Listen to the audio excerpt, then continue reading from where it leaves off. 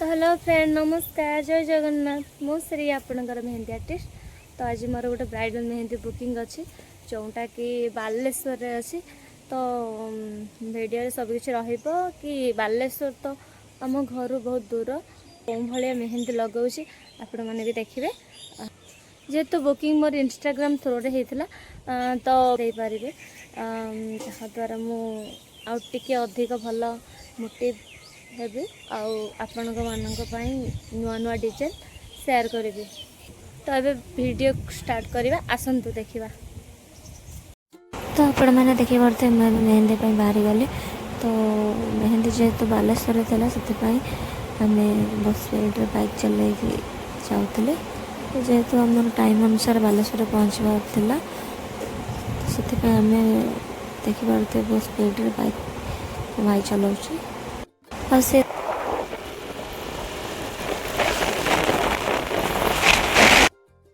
जेहेतु रास्ता बहुत दूर था से प्राय घर पहुँचापी आमको 1.5 घंटा समय लग जाता। तो अभी गोटे जगार छिड़ा हेलु जेहेतु आम लोकेशन दे।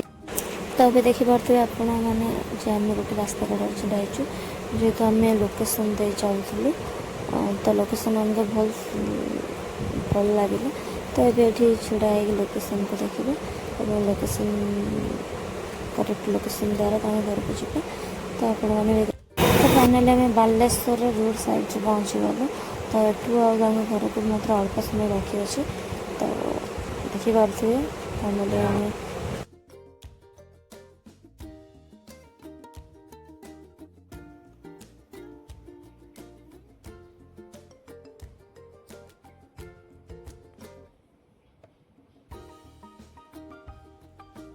आंटी मेहंदी के सुंदर है।